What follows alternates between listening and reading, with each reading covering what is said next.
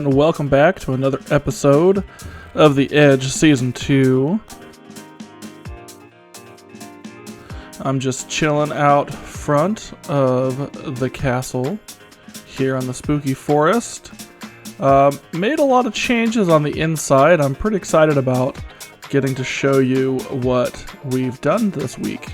Unfortunately, I had some trouble recording a couple of things this week. And so some of the things that I have to share with you will be voiceovers, but that's alright. We had some pretty cool story stuff happen this last week, and I can't wait to get started. To kick us off, here we are in my storage room, and you may notice that it's a little more empty than it was last week. I moved a couple of things in and moved a handful of things out. Let's jump right into a quick time lapse of starting my storage room.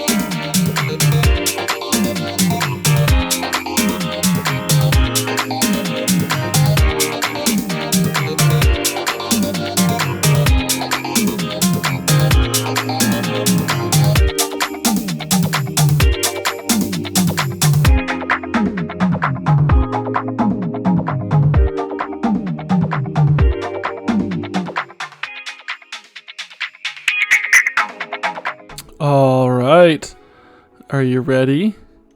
Are you ready to see it? Are you ready to see it? Oh, yeah. So this whole system took me quite a while to schedule, to plan, to organize, to build, to get all of the layout just right. I had it all built and had to move it a couple of spaces. I'll just take you over real quick, kind of what I've got going on. So the whole system works by putting a shulker box into the input. Just so happen to have a few items here. You can hear the shulker box unloader go, and then items start firing up into a water system. There's a water system that flows all along the top and all along the bottom. Most of the chests house more than one item, but kind of are in a theme. So here, dark oak, anything dark oak, I'll end up putting in this chest. These actually get filtered, but these I have to manually put in once they go into the overflow. The filtered items that I have labeled here all end up going into the right chest. And I have an overflow stack here for the things that don't get filtered. Pretty much I take all of the things that don't get filtered and I manually put them where they should go.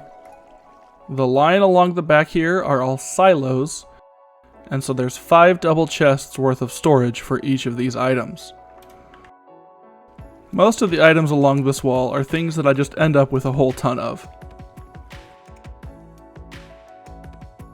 These chests and hoppers are just sort of an easier way for me to chuck items in from the top.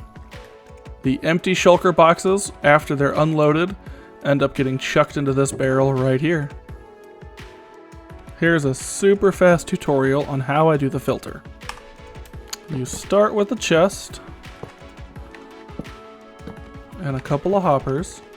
You use a redstone torch to lock the hopper unless the filter is working. You use a comparator on top to detect if the right items are in this filter, and then it sends a redstone signal down this line through a repeater and turns off the redstone torch, which allows items to float into the chest. It's a little complicated, and it's nice because you can put them in these slices, but it's not too resource intensive, and it works pretty well with water flows. I'll post a link to a tutorial on how to do this type of storage system.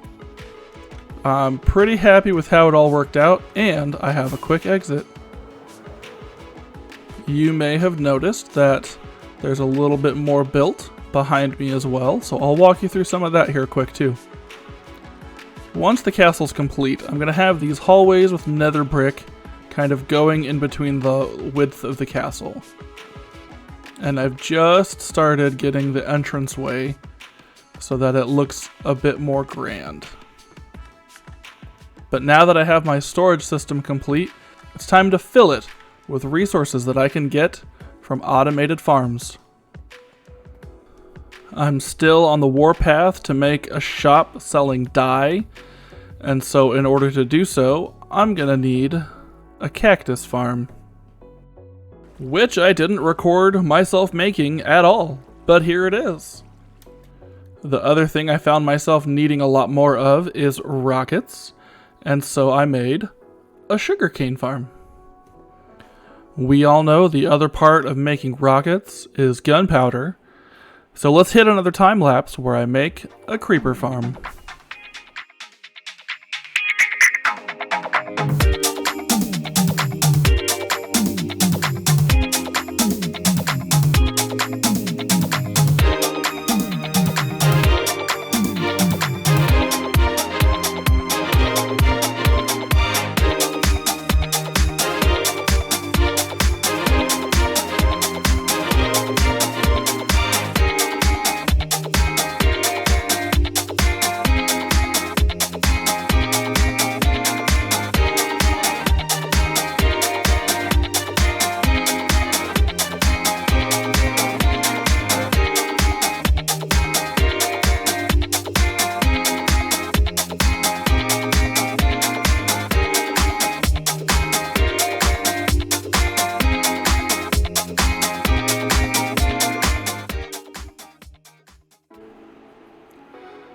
Unfortunately, this is the part of the episode where my technical difficulties won out.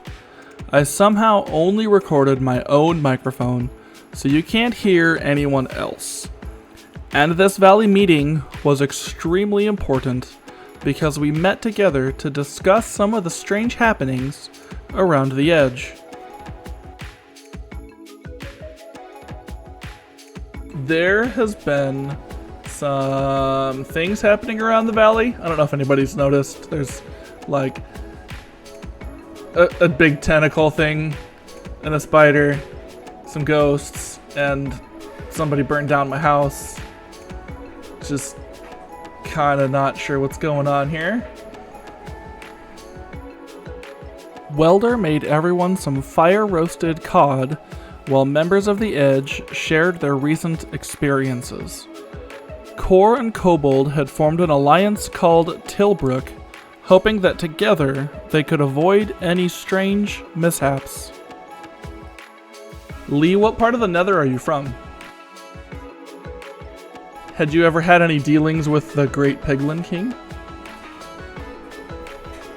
I was able to share about my recent nightmare and how I had previously been imprisoned by the Great Piglin King.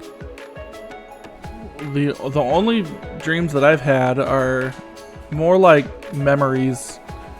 When I was in the Nether, I was actually a prisoner for a while of the Great Piglin King. I mean, he is real, even though many don't believe in him. And it seems that whenever I close my eyes, I often dream of just the black prisons and the loud oinks.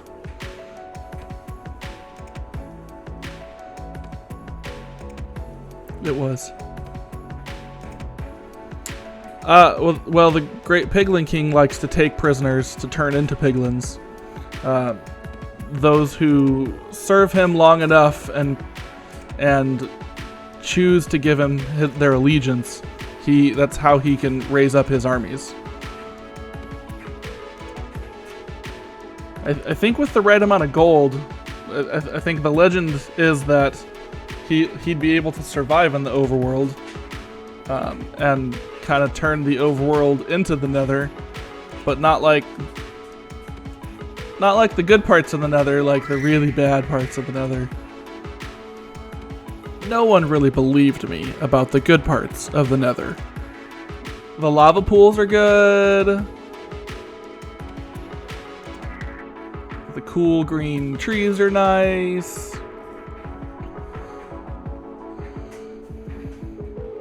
Lee shared about a nightmare she had recently, and it sounded eerily similar to my own.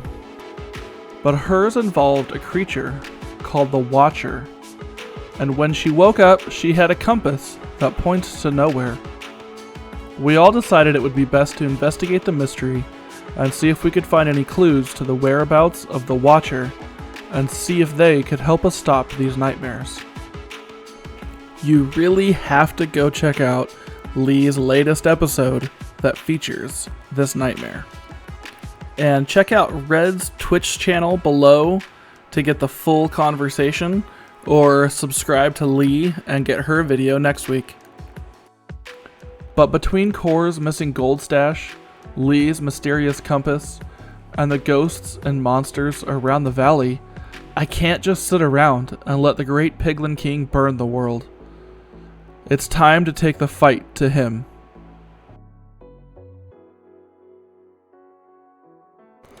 Alright, back in at the storage system. What is that?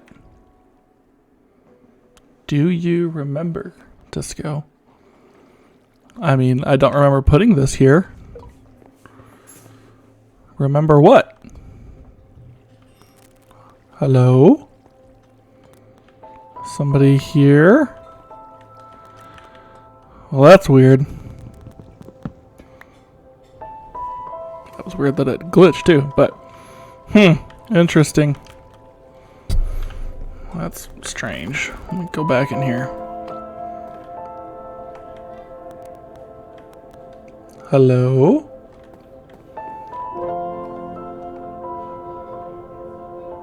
Do you remember? I mean, it's October, it's not September. Weird. I wonder if there's any more of these around here. Well, I don't see any down there.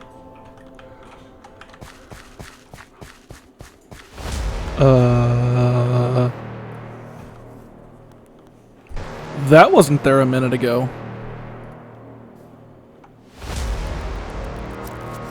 What?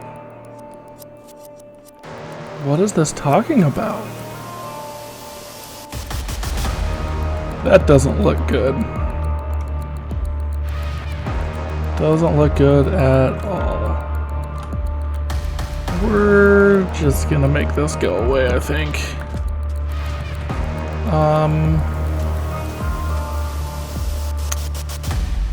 Interesting.